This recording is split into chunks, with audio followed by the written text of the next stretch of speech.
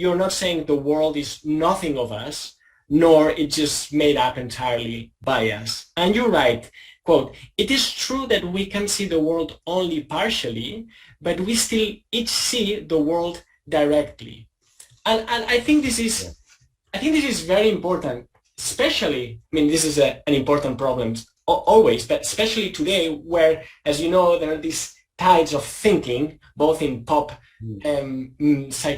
philosophy and science, but also injecting in the real people of the real world, where we're told and hammered that the world is just a hallucination, that everything we perceive, it's kind of the matrix all the time, but it's a matrix where even if you escape from the matrix, you would still doubt that you're still in a simulation again. Now, having somebody write like you that we see the world directly, which is something I believe as well, I think it's a very strong claim, and sometimes can be just be there modestly in a paragraph. I think it's essential. So if you could also help us understand your position with respect to idealism, and in what sense we have direct access to the world, which goes back to apprehending and comprehending, I think, and also you emphasize representation or representing versus the world as presented to us without kind of a second-hand dealer that hands it in. Yeah. Yes, and indeed, even more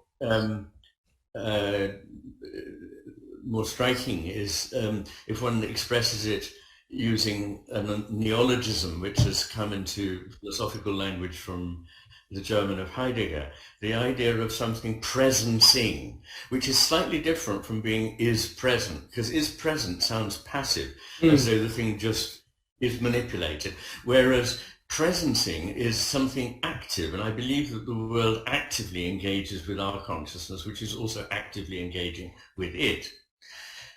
The idea that it's all a hallucination or a projection on an internal screen is completely understandable, but I think deeply mistaken.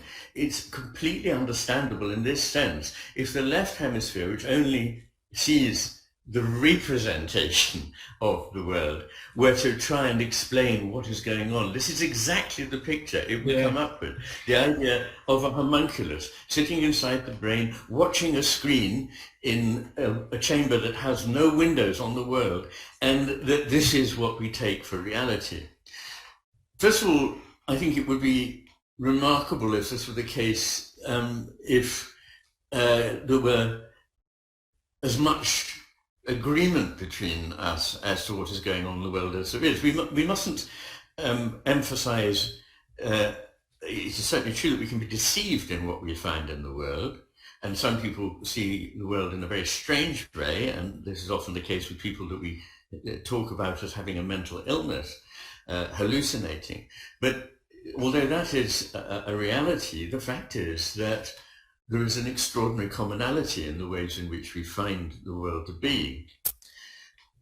What I try to explain is that it is something like the way in which we appreciate a work of art, and perhaps particularly helpful is a piece of music.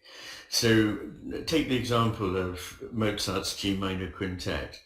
This is not something that just exists in my mind, and it's not just something that exists in Mozart's mind, but it doesn't actually exist on the page in the score either.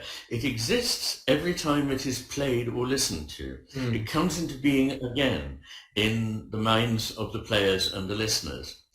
And this gives a rather good way of understanding what I'm trying to get at, that it's neither something that we just make up for ourselves miraculously, nor is it something that is out there objectively, and there is a real G minor quintet of Mozart that is the ideal performance, and that's what we're trying to get at all the time, but failing to do so.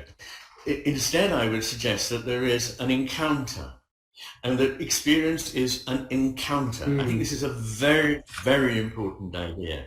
And in an encounter, there are two elements, the encounterer and the encountered. Mm. But they are joined in a way. They're not, again, atomistically separate. They, in this act of encounter, they come together to create something. Mm. So to an extent, it's always being newly created, that quintet. But in essence, it's always recognizably the same thing. We can all talk about it and have very similar thoughts about it. That's probably the quickest and simplest way in which I convey it. So what I want to emphasize is that when we see the world, it is only indeed an imperfect vision. That, of course, I agree with. But the difference is not that it's imperfect because it is purely a representation of something we can never know. It's only imperfect in the sense that it is partial. And I make the comparison with a wonderful Zen garden, Ryoenji, in Japan, in which there are 15 rocks in this Zen garden, but from any one place in the garden you can only see at the most 14. You can never see the full picture. And our lives are like that. We see parts, but we do actually see it. What we see is not a hallucination.